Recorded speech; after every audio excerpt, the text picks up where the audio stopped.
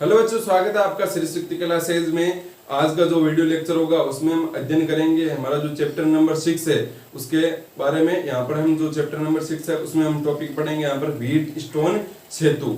इसके बारे में अध्ययन करेंगे व्हीट स्टोन सेतु। ठीक है, इसके बारे में थोड़ी सी बात हमने पिछले जो हमारे चैप्टर थे उसके अंदर किया था। वहां पर तो सीधा हमने लिखा था कि कोई भी जो प्रतिरोध पड़ा था उसके अंदर बताया था कि वहां पर व्हीट स्टोन सेतु संतुलित अवस्था में आता है तो उसके लिए ये कंडीशन होनी चाहिए। तो आज हम ज्ञात करेंगे कि कैसे कैसे मतलब वहां पर होता है, किस प्रकार से वो व्हीट स्टोन सेतु संतुलित अवस्था में आता है। ठीक है, तो उसके बारे में हम अध्ययन है वो करेंगे।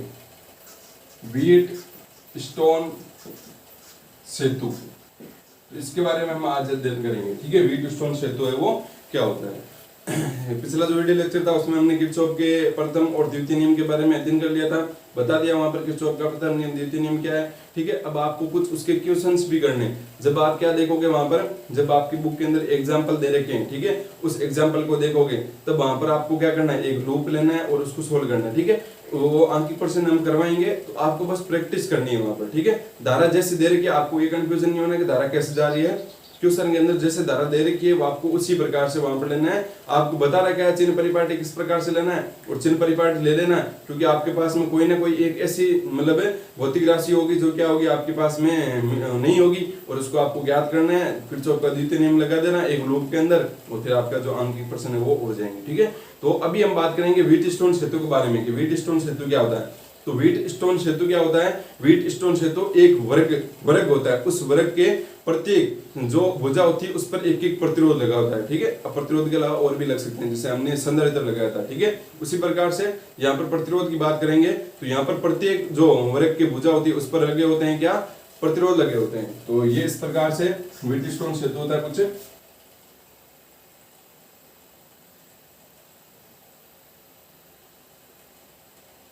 ये वर्ग दिख रहा है ना, यहाँ पर ये तिरछा बना रखा है। ठीक है, तो इसके प्रत्येक भुजा पर यहाँ पर क्या लगा होता है, एक प्रतिरोध लगा होता है, प्रतिरोध जुड़ा होता है इस प्रकार से। इसके जो दो विकीर्ण है ये और ये, ठीक है, ये जुड़े होते हैं आपस में एक दूसरे से। जो यहाँ पर लगी होती है इनके मध्य भी एक है और प्रतिरोध। ठीक है, प्रतिरोध बोल सकते हैं यहाँ पर। ये प्रतिरोध नहीं है, ये है आपका गैल्वेनोमीटर। क्या है, गैल्वेनोमीटर मतलब धारामापी है। ये क्या है, धारामापी, धारा को मापने वाला यंत्र होता है ना धारामापी। वैसे धारा को मापते हैं एम्पियर में और एम्पियर को मापते हैं एमीटर से। वैसे ही जो छोटी धाराएं होती है जिनका मान कम होता है उनको धाराओं को मापने के लिए प्रयोग करते हैं गैल्वेनोमीटर को। ठीक है, एम्पियर है वो बड़ा मात्रक है धारा का, इसलिए एम्पियर को मापने के लिए वो एमीटर का प्रयोग किया जाता है और छोटी मान की धाराओं को मापने के लिए वो गैल्वेनोमीटर या धारामापी का प्रयोग किया जाता है। ठीक है, तो यहाँ पर हम क्या लगाएंगे, एक गैल्वेनोमीटर लगाएंगे, धारामापी लगाएंगे। अब चाहे धारामापी लगा दो चाहे कुछ भी लगा दो, उसका कुछ ना कुछ प्रतिरोध तो जरूर होगा। क्या होगा, प्रतिरोध कुछ ना कुछ होगा। ठीक है, तो यहाँ पर एक तरीके से मान सकते हो ये प्रतिरोध ही है। ठीक है, अब यहाँ पर ये दो विकिरण आपस में जुड़ गए, एक गैल्वेनोमीटर से धारामापी से। इसके जो बाकी के दो सिरे ये वाले ये जुड़ते हैं बैटरी से। किससे जुड़ते हैं, बैटरी से, इस प्रकार से। ठीक है, ये एक बैटरी हमने जोड़ दी, ये बैटरी जोड़ दी। ठीक है, यही आपकी जो संरचना इस प्रकार से बनी है, यही क्या होता है आपका व्हीट स्टोन सेतु। यही क्या होता है आपका व्हीट स्टोन सेतु होता है। ठीक है, तो ये आपको ध्यान रखना। अब इसको नाम दे देते हैं, ये ए, ये बी, ये सी, ये डी। ए बी सी और डी दे दिया, दे दिया। क्लियर है, यहाँ पर कोई कंफ्यूजन नहीं है। ए बी सी और डी दे दिया। अब आपको ज्ञात क्या करना है, आपको ज्ञात करना है कि व्हीट स्टोन सेतु संतुलित अवस्था में कब रहता है। अब ऐसा क्यों करते हैं हम, मान लो ये आपको दे दिया जाए, आपको बोला जाए कि आप इसको वो सोल्व करो व्हीट स्टोन सेतु को। हम क्यों कर रहे हैं, आपको बोल दिया जाए कि इस व्हीट स्टोन सेतु में आप है वो वहां पर आपको प्रतिरोध दे दिया और इसमें आपको ज्ञात करना है परिणामी जो प्रतिरोध है वो ज्ञात करना है। तो कैसे ज्ञात करोगे आप, ये बीच में आ रहा है ना, अगर ये बीच में नहीं आता तो ये और ये एक दूसरे के श्रेणी में, ये और एक दूसरे के श्रेणी में, ये श्रेणी में जोड़ देते, ये श्रेणी में क्या कर देते, जोड़ देते, फिर ये समांतर में होते तो वो निकाल लेते। लेकिन ये बीच में ये वाला आ रहा है ना, ये वाला जो प्रतिरोध, यहाँ पर हमने गैल्वेनोमीटर लगा रखा है, यहाँ पर प्रतिरोध भी जुड़ सकता है क्वेश्चन के अंदर। ठीक है, तो फिर हम किस प्रकार से करेंगे, तो ये है आपका जटिल परिपथ। हम इसको ओम के नियम से ज्ञात नहीं कर सकते हैं। ठीक है, ये इसी प्रकार के जटिल परिपथ आते हैं जिसमें हम ओम का नियम नहीं लगा सकते यहाँ पर। ठीक है, तो यहाँ पर ओम का नियम लगाएंगे तो किस प्रकार से लगाएं, यहाँ पर कोई तरीका नहीं है। ये इसको कैसे सोल्व, किसको किसके साथ में श्रेणी में क्या ले, तो इसीलिए यहाँ पर जो किरचॉफ के नियम होते हैं या फिर यहाँ पर इसी प्रकार के जो व्हीटस्टोन सेतु होता है, इसकी सेतु संतुलित अवस्था है, ठीक है, उसके आधार पर हम इसको सोल्व कर सकते हैं, ठीक है। तो हम इसको देंगे ए बी सी और डी। ये बैटरी का जो मान लेते हैं ईएमएफ है या जिसका विद्युत बल है वो ई है, या फिर मान लो इसका विभव है वो ई है। अब सीधी सी बात है, इसका यहाँ पर प्लस है माइनस है, इसका मतलब धारा इस प्रकार से बहेगी, यहाँ पर धारा आई, यहाँ पर धारा आई, इस प्रकार से धारा बहेगी, ठीक है। अब आप देखो अच्छे से समझना आपको, कंफ्यूज नहीं होना।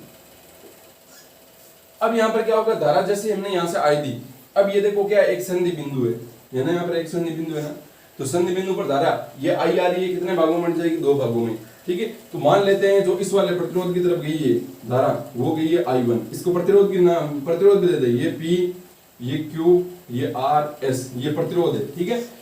ये मतलब ये प्रतिरोध है वो P ओम का है, ये प्रतिरोध Q ओम का है, ये प्रतिरोध S ओम का है, ये प्रतिरोध R ओम का है। कंफ्यूजन इतना कोई नहीं यहाँ पर, इतना अभी तो हमने मान ही दिए, यहाँ पर कोई निकाला नहीं है किसी को, ठीक है। यहाँ पर मान लेते हैं P प्रतिरोध की तरफ I1 धारा गई, R प्रतिरोध की तरफ मान लेते हैं कौन सी धारा गई, I2 गई। यहाँ तो कोई कंफ्यूजन नहीं है ना, I किसके बराबर होगा, I1 प्लस I2 के बराबर होगा। अब यहाँ पर क्या होगा, ये I1 धारा जाएगी, ठीक है, यहाँ पर आएगी। अब फिर से यहाँ पर देखो, फिर से दो आपके संधि बिंदु आए, फिर से आपके दो तार चले गए यहाँ पर, इसका मतलब एक धारा आएगी आपकी इस साइड में और एक धारा जाएगी इस साइड में।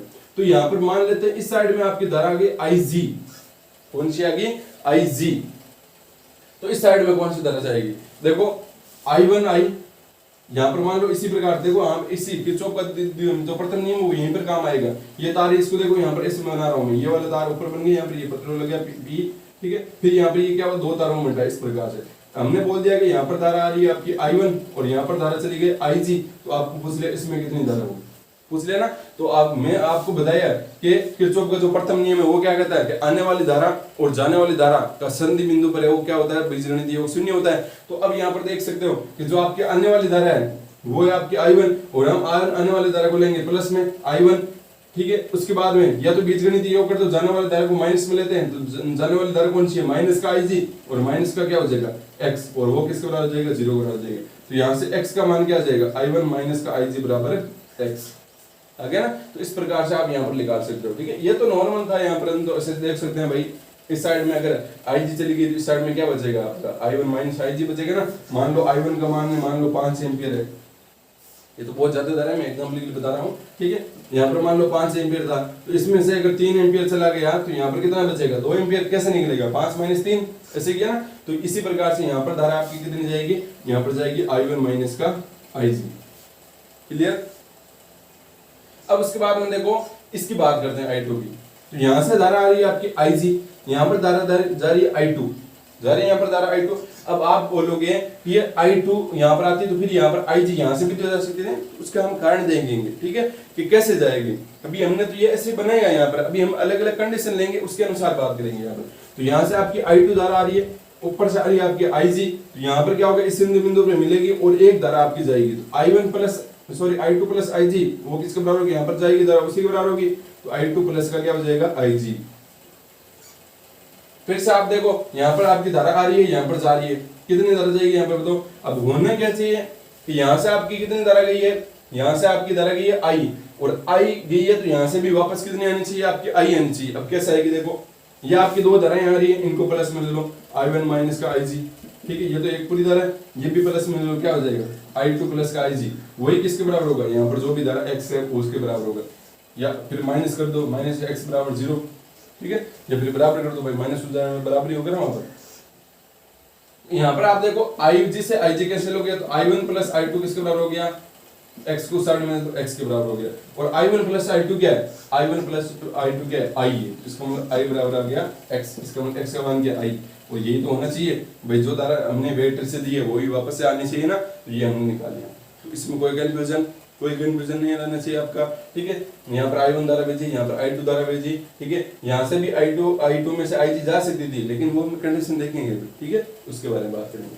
तो ये आपका हो गया इस प्रकार से व्हीटस्टोन सेतु है, उसमें हमने धारा को दर्शा दिया। धारा को किस प्रकार से दर्शाया जाता है वो आपको समझना यहाँ पर जरूरी है, ठीक है। बाकी तो हम आगे देख लेंगे।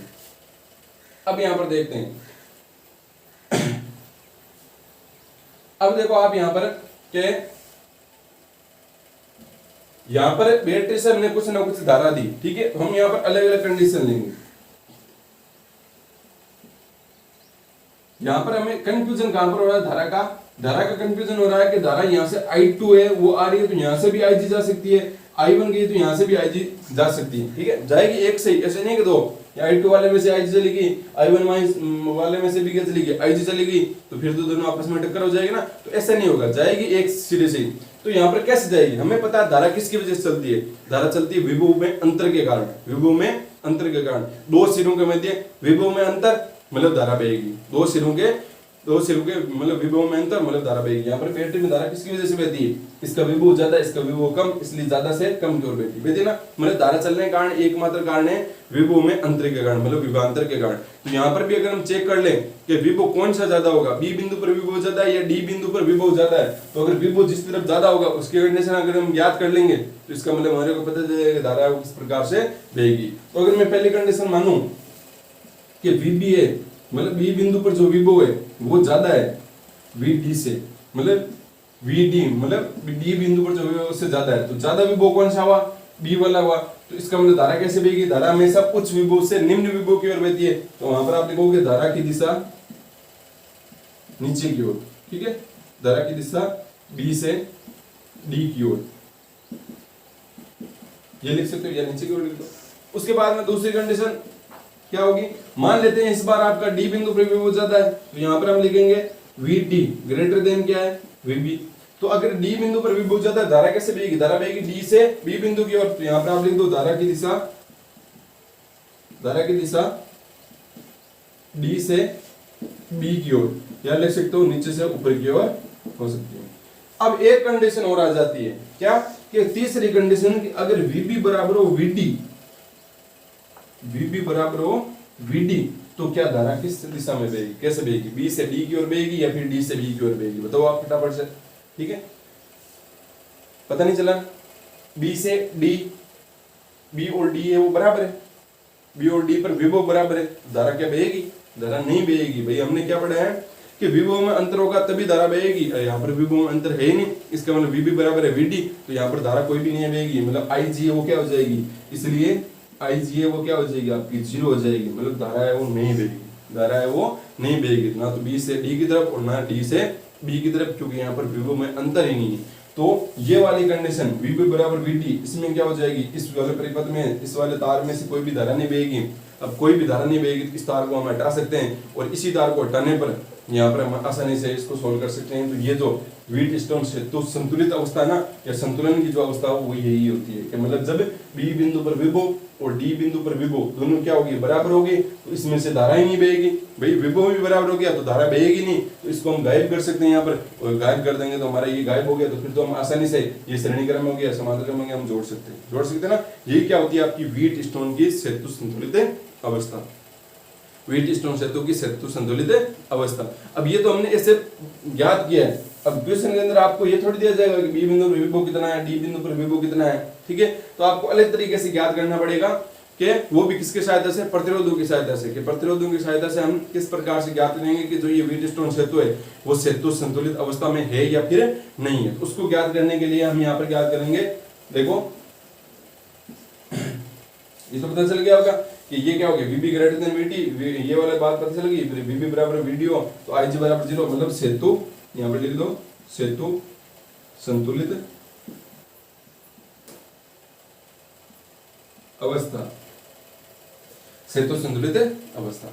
अब हम यहाँ पर बात करते हैं कि सेतु संतुलित अवस्था कब आएगी, ठीक है, जब प्रतिरोधों के साथ ऐसा करके हमारे को ज्ञात करना है। तो उसके लिए देखो यहाँ पर सबसे पहले सेतु संतुलित अवस्था अगर हमारे को ज्ञात करनी है तो उसके लिए देखो यहाँ पर ज्ञात करते हैं हम। तो सेतु संतुलित अवस्था के लिए देखो हम क्या करेंगे, यहाँ पर हम निकालेंगे A व B के मध्य विभवांतर, या A व B के मध्य, चलो यहाँ पर लिख देता हूं मैं, A व B के मध्य विभवांतर, A व B के मध्य विभवांतर। A और B बिंदु के मध्य विभवांतर नहीं है क्या, विभव में अंतर है या नहीं है, विभव में अंतर है तभी तो धारा I1 बह रही है ना। तो यहाँ पर कैसे विभव में अंतर है, अब यहाँ पर बताओ मेरे को विभव ज्यादा कौन सा है, A बिंदु पर विभव ज्यादा है, B बिंदु पर विभव ज्यादा है, ये बात बताओ मेरे को पहले।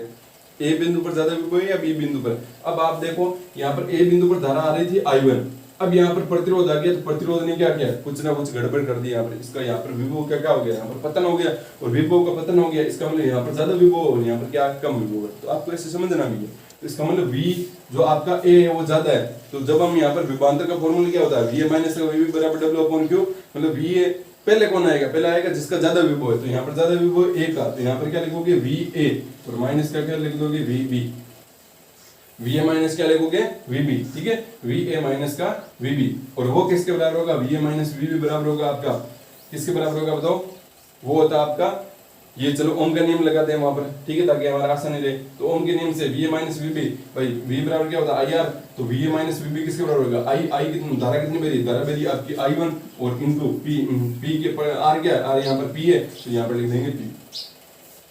कंफ्यूजन नहीं है, यहाँ पर A और B बिंदु है, तार है, यहाँ पर हमें विभव में अंतर निकालना है, विभव में अंतर हमने निकाल लिया। यहाँ पर A बिंदु पर विभव आपका ज्यादा है और B पर कम है, तो इस प्रकार से निकाल दे। इसी प्रकार से अगर हम यहाँ पर निकालें A और D के मध्य, तो यहाँ पर या पहले निकालना पहले B, चलो A और D के मध्य निकाल लेते हैं, A व D के मध्य विभवांतर, इसको समीकरण दे दो 1, मध्य विभवांतर। ए व डी के मध्य विभवांतर कैसे निकालोगे, यहाँ पर बताओ विभवांतर कौन से विभव कौन से बिंदु पर ज्यादा होगा, ए बिंदु पर विभव ज्यादा होगा, क्योंकि यहाँ पर प्रतिरोध आया, तो कुछ ना कुछ यहाँ पर विभव का क्या हो गया, पतन हो गया। तो ए बिंदु पर विभव ज्यादा, तो मैं फिर से यहाँ पर लिखूंगा VA और माइनस में क्या कर दूंगा VD, VA माइनस का VD, और वो किसके बराबर हो जाएगा, ओम के नियम से V बराबर IR, मतलब I धारा कौन सी वेरी, I2 वेरी है, और प्रतिरोध कौन सा है, प्रतिरोध है आपका R, तो ये लिख दिया R। इसको दे दो समीकरण 2। अब चूंकि हमें पता है अगर सेतु संतुलित अवस्था होगी, सेतु संतुलित अवस्था होगी, तो VB बराबर होगा VD के। तो यहाँ पर मैं लिख सकता हूँ VD की जगह क्या VB, चूंकि VB बराबर है VD, इसलिए मैं इसको ले सकता हूँ VA माइनस का VB बराबर है I2R। ऐसा कर सकता हूँ। इसको समीकरण दे दो आप, या इसको 2 रहने दो, इसको समीकरण दे दो 2। अब यहाँ पर लिखो समीकरण 1 व 2 से, समीकरण 1 व 2 से क्या पता चल रहा है कि ये जो आपकी इनकी लेफ्ट हैंड साइड है वो बराबर है VA minus VB, VA minus VB। तो इसका मतलब आप इनको राइट हैंड साइड को बराबर कर सकते हो, तो बराबर कर दो, क्या हो जाएगी I1P बराबर क्या हो जाएगा I2P। यहाँ से P बटा R किसके बराबर हो जाएगा, P बटा R हो जाएगा आपका I2 बटा I1, P बटा R किसके बराबर हो जाएगा I2 बटा I1, ठीक है। इसको समीकरण दे दो 3। यहाँ तक कोई कंफ्यूजन, हमने क्या किया, पहले व्हीटस्टोन सेतु बनाया, ठीक है, अलग अलग प्रतिरोध लगाए, धारा चेक की, यहाँ पर धारा किस प्रकार जा रही है। फिर हमारे कंफ्यूजन था कि बी और डी में कैसे धारा बहेगी, उसके लिए हमने 3 कंडीशन देगी, जिसमें हमारे को एक तीसरी कंडीशन मिल गई जो थी आपकी सेतु संतुलित अवस्था, मतलब यहाँ से गायब भी हो रहा है, और चूंकि हमारे गायब भी करना जटिल परिपथ है, तो इसको गायब भी करना है, तो इसको गायब भी हमने कर दिया, मतलब सेतु संतुलित अवस्था होगी, तो वी पे बराबर हो गया VD। अब चूंकि ये तो हमने विभव के आधार पर निकाला, लेकिन प्रतिरोध के आधार पर, क्योंकि जो मतलब क्वेश्चन होगा उसके अंदर आपको प्रतिरोध दे रखे होंगे, ठीक है, विभव नहीं दे रखा होगा, बी बिंदु पर विभव ये, ठीक है, उसके लिए आपको ज्ञात करना पड़ेगा यहाँ पर प्रतिरोध के माध्यम से। तो यहाँ पर देखो प्रतिरोध के माध्यम से ज्ञात करना है, तो उसके लिए हमने यहाँ पर ए व बी के मध्य विभवांतर ज्ञात कर लिया, ए व डी के मध्य विभवांतर ज्ञात कर लिया, ए और डी के मध्य विभवांतर ज्ञात किया, और फिर हमने क्या कर दिया, यहाँ पर समीकरण 1 और 2 से ये समीकरण 3 है वो निकाल ली। अब देखो आगे, अब किसके मध्य विभवांतर ज्ञात करेंगे, बी व सी के मध्य। तो मैं यहाँ पर लिखूंगा बी व सी के मध्य विभवांतर,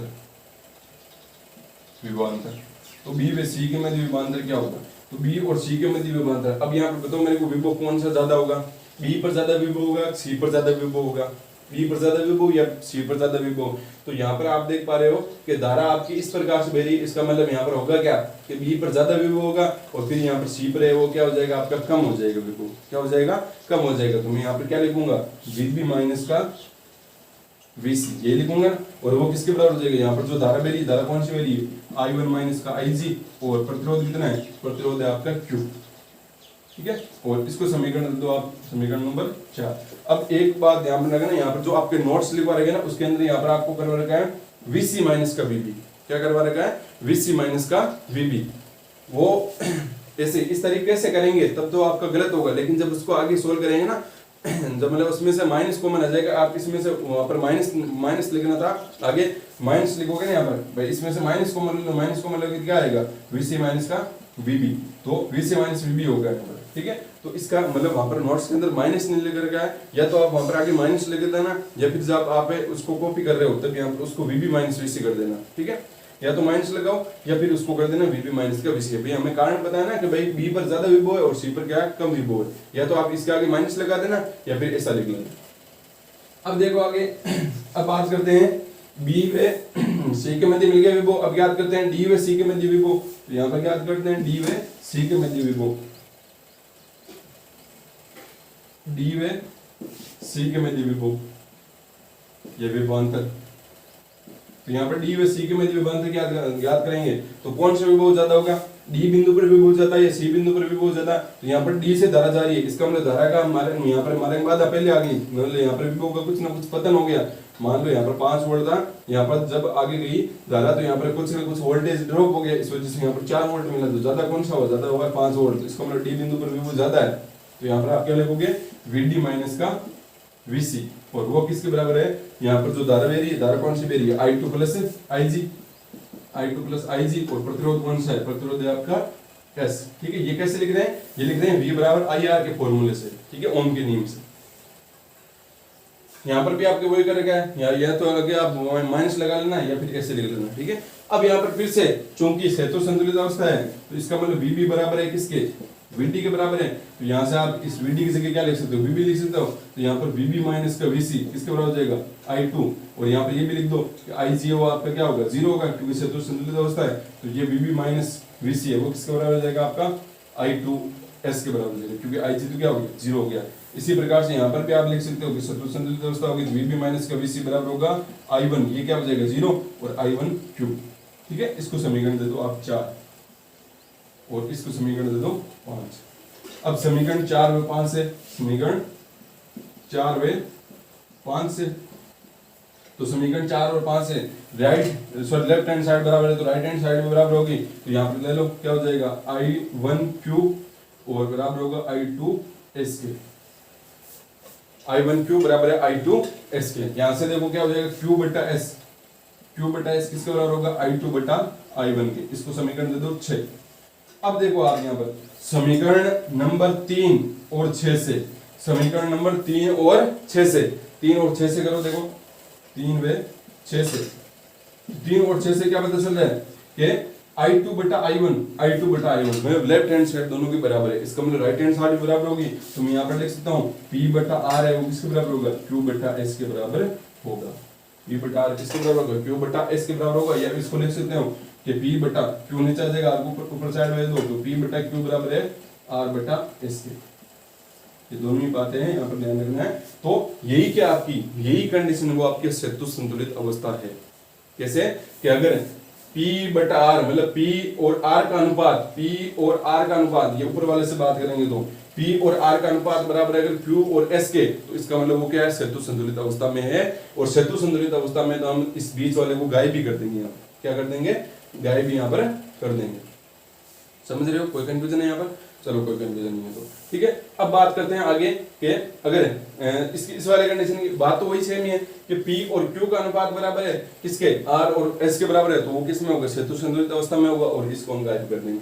तो हमने किया कैसे, पहले हमने ये निकाला, फिर हमने A व B के मध्य जितने भी पॉइंट थे उन सब के मध्य विभवांतर निकाला, और विभवांतर निकालते हमारे पास में वो स्पेशल कंडीशन है वो आ गई, ठीक है। तो इस प्रकार से हम प्रतिरोधों की सहायता से वो ज्ञात कर सकते हैं कि सेतु संतुलित अवस्था में है या नहीं है। जैसे मान लो आपको प्रतिरोध यहाँ पर दे दिया, कुछ इस प्रकार से प्रतिरोध दिया, यहाँ पर दे दिया 5, 10 और 10 और 5, ठीक है, ये दे दिया, और पूछ लिया क्या ये सेतु संतुलित अवस्था में है। तो आप क्या करोगे, यहाँ पर 5 बटा 10, भाई क्या करना है आपको, इसका अनुपात इसके अनुपात के बराबर करो, या फिर इसका अनुपात इसके अनुपात के बराबर करो, दोनों से ये बात बता दी है। तो इसका अनुपात इसके अनुपात के बराबर कर दो, तो 5 बटा 10 किसके बराबर है, 10 बटा 5 के।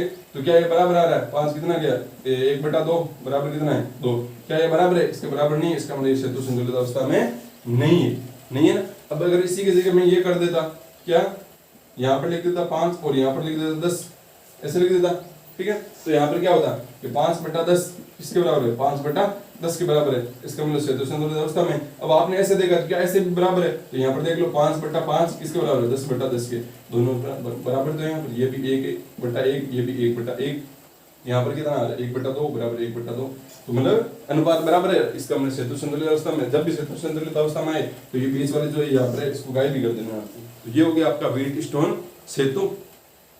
इसके बारे में हमने अच्छे से वो अध्ययन कर लिया है। व्हीटस्टोन सेतु का किरचॉफ के नियम से हम कैसे ज्ञात करेंगे, मतलब किरचॉफ के नियम से सेतु संतुलित अवस्था कैसे लाएंगे, तो उसके बारे में हम अगला जो हमारा वीडियो लेक्चर आएगा उसमें हम अध्ययन करेंगे।